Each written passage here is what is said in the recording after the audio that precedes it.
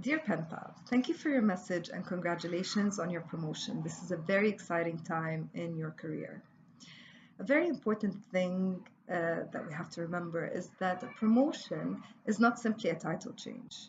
A promotion brings with it new responsibilities, new challenges, and new relationship dynamics within the office. What's also important to remember is that being a manager is not about power and control, but rather about making sure that everyone on your team is successful. What I usually tell my friends and my clients who are people managers is that they have a very important responsibility, not only towards their companies, but also towards their teams. So, you, for example, together with your team, are responsible to deliver projects on time, on budget, and in high quality. But more importantly, you have a responsibility towards your team. You need to work on motivating them, on keeping them engaged, on teaching them soft skills and technical skills that will allow them to succeed in their careers and in their roles now and in the future. Now, the situation that you're in is a little sensitive. You're going from being friends with your peers to being their boss. So, from buddies to you're now the boss. And this situation has to be handled smartly and rationally in order for all of you to succeed. You now have to prove that you have earned this promotion. So, yes, of course, celebrate and enjoy, but don't lose focus. I find that the best way to deal with potential challenges is to be ready for them. I know it sounds simple, but think about it. If you have planned ahead of time how you will react and respond to certain situations, then when that situation actually happens, you are prepared to deal with it. You're not caught off guard.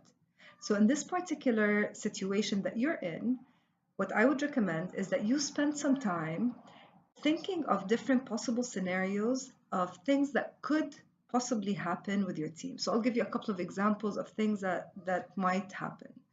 One of your team members who's a friend might still be over friendly at the office, which could undermine your authority and your leadership, not only towards him or her, but also with the other team members.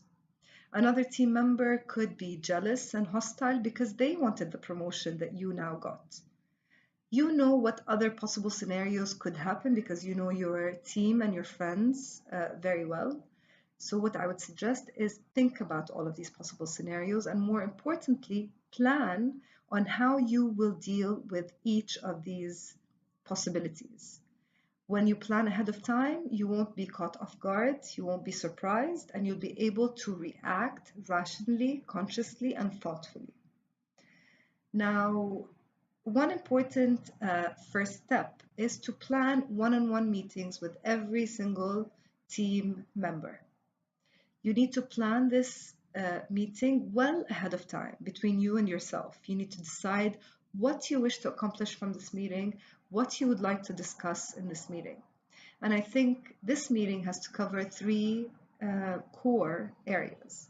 Number one is to discuss and agree on the roles and responsibilities of each team members so that it's very, very clear what's expected of them. Two is to set goals for this team member and for the department as a whole. And three is to agree on their expectations from you as a manager. How can you help them succeed? How can you help them achieve and accomplish their goals? Going from being a friend to being a boss is not always an easy transition, but I think with enough thoughtfulness, mindfulness, and a great deal of planning, you'll be very, very successful. I wish you all the best, onwards and upwards.